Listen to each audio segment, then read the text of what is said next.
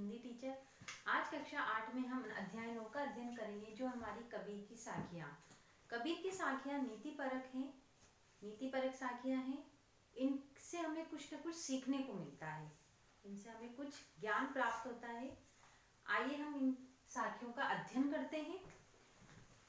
इन साखियों के अंदर पहली साखी जो है हमारा, इसमें बताया है कि साधु संत जो होते हैं उनका हमें जाति नहीं पूछना चाहिए, अर्थात जाति न पूछो साध की, पूछ लीजिए ज्ञान, मोल करो तलवार का, पड़ा रहन दो म्यान।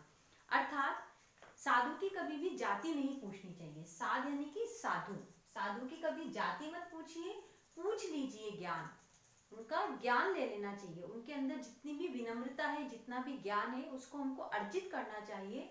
मोल करो तलवार का, तलवार का हमें मोल भाव करना है, ना कि म्यान का। म्यान अर्थात जिसके अंदर तलवार रखी जाती है, जो कि हम एक तरह से कह सकते हैं उसका कवर, तलवार का कवर, उसको हम म्यान कहते हैं। तो आप साधु की जाति मत पूछिए, उससे ज्ञान अर्जित कीजिए, तलवार का मोल भाव कीजिए, ना कि उसके म्यान का। दूसरा है आवत गारी एक है, उलट होई अनेक, कह कबीर नहीं उल्टिए, वही एक की एक।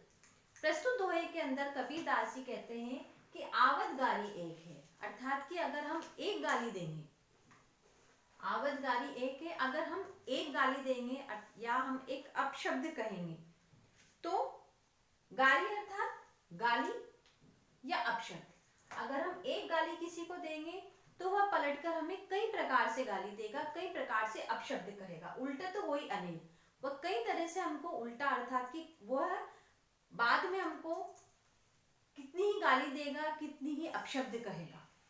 कह कबीर नहीं उल्टी है, कबीरदास जी कहते हैं कि अगर आपको कोई गाली देता है, कोई अपशब्द कहता है, तो आप मौन रहिए, शांत रहिए, कुछ भी शब्द ना बोलिए।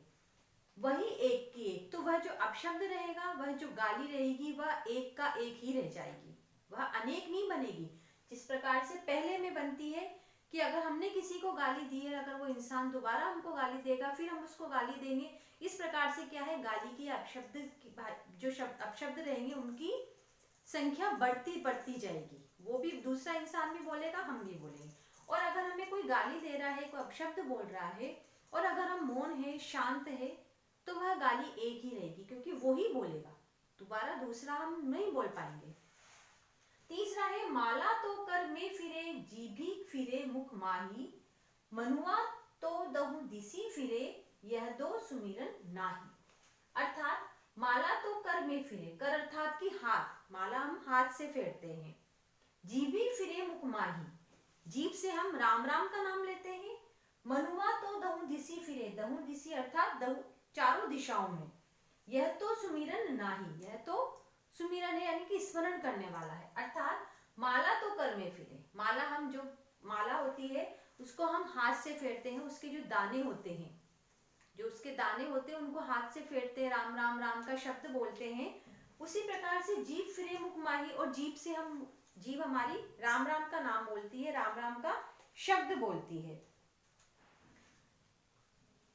माला का मन का तो हाथ में फिर रहा है, माला का जो मन का है अर्थात माला का जो दाना है वह तो हमारे हाथ में इस तरह से फिर रहा है, चल रहा है। जिह्वा जो है मुख के अंदर है, और मन जो है वो चारों दिशाओं में घूम रहा है, भटक रहा है। तो ऐसे में उसकी चंचलता, जो मन की चंचलता है, जो एक जगह नहीं टिका हुआ है, जगह जगह जा रहा है, चारों दिशाओं में घूम रहा है। अंकुश न होने के कारण हमारी भक्ति जो है व्यर्थ चली जाती है। हम राम राम का नाम ले रहे हैं, हमारा मन हमारे पास नहीं है, वह चारों दिशाओं में है।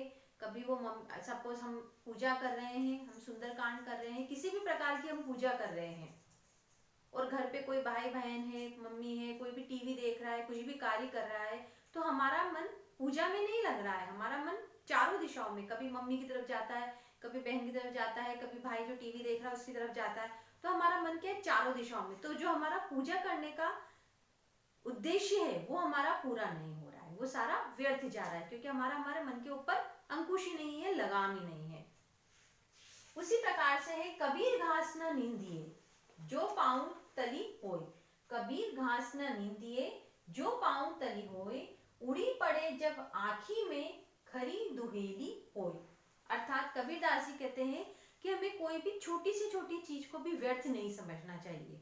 जैसे कि कबीर घास न निंदिए, कभी भी घास को निंदा से नहीं देखना चाहिए। ये नहीं सोचना चाहिए कि ठीक है ये घास है, ये हमारा क्या बिगाड़ेगी। जो पाँव तली हो, जिसको हम पाँव में रोंदते हैं, पाँव से उसको दबाते हैं, उड़ी पड़े जब आँख में, जब हवा चलती है और आँख में, जब अगर हमारे आँख के अंदर कोई भी कंकड़ चला जाता है, कोई भी घास चली जाती है, कोई भी तिनका चला जाता है, तो खरी दुहेली हो तो हमारी आँख को अत्यंत कष्टकारी होता है। अर्थात वो छोटा सा जो घास का तिनका है, अगर वो हमारी आँख के अंदर चला गया तो वह भी हमारे लिए कष्टकारी होता है। अर्थात कि हमें किसी भी चीज को छोटा नहीं समझना चाहिए, हमें किसी की निंदा नहीं करनी चाहिए। जो पांचवा है हमारा, जग में बेरी कोई नहीं जो मन शीतल होए, या आपा को डारी दे दया करे सब कोई। जग में किसी कोई भी हमारा बेरी नहीं है। अर्थात कि जग में जो है, अगर व्यक्ति का मन शांत है, निर्मल होता है, तो संसार में उसका कोई शत्रु नहीं होता है। अगर मन अगर हमारा शीतल है, शांत है, तो उसका कोई भी बेरी अर्थात दुश्मन, उसका कोई भी दुश्मन नहीं होगा। या आपा को डारी दे दया करे सब कोई, उसका कोई दुश्मन नहीं होगा, कोई बेरी नहीं होगा। इसलिए मनुष्य को अपने अंदर जो अहंकार है, अपने मन के अंदर जो अहंकार है, आपा अर्थात कि अहंकार, उसके अंदर जो अहंकार है उसको त्याग देना चाहिए, उसको छोड़ देना चाहिए। अगर वो अहंकार को अपना के रहेगा तो उसका दुश्मन, जग के अंदर कई दुश्मन बन जाएंगे। स्वभाव से छल कपट नहीं करना चाहिए उसको। मन में अहंकार रहेगा तो वह छल कपट करेगा, तो उसके दुश्मन कई प्रकार के बन जाएंगे। उसका हृदय निर्मल और पवित्र हो जाता है।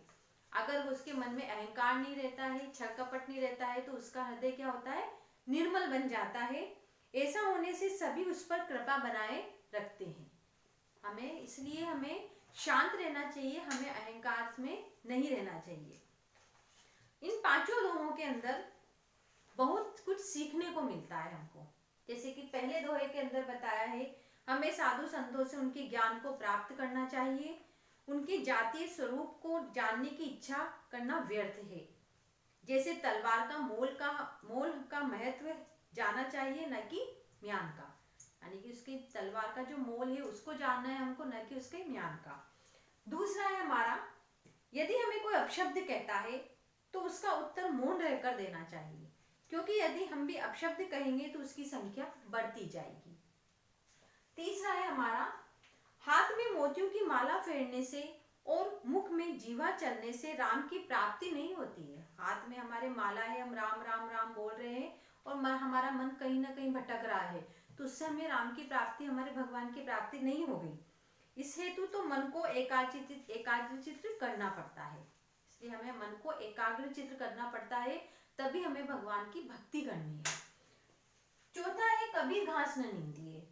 पाँव के नीचे रौंदी जाने वाली घास को भी कभी कम नहीं समझना चाहिए, क्योंकि यदि उसका तिनका उड़कर आंख में चला जाए तो असहनीय पीड़ा होती है। अर्थात किसी की शक्ति को कम समझकर उसकी उपेक्षा नहीं करनी चाहिए। पांचवा है हमारा, जग में बेरी, अर्थात कि शांत और निर्मल स्वभाव वाले व्यक्ति का कोई दुश्मन नहीं होता। इसलिए हमें अपना स्वभाव ऐसा निर्मल बनाना चाहिए जिससे सभी हम पर कृपा बनाए रखें। तो स्टूडेंट्स, आप इन जो दोहे हैं, साखियां हैं, इनको पढ़िए और इनसे कुछ न कुछ ज्ञान को अर्जित कीजिए। Thank you.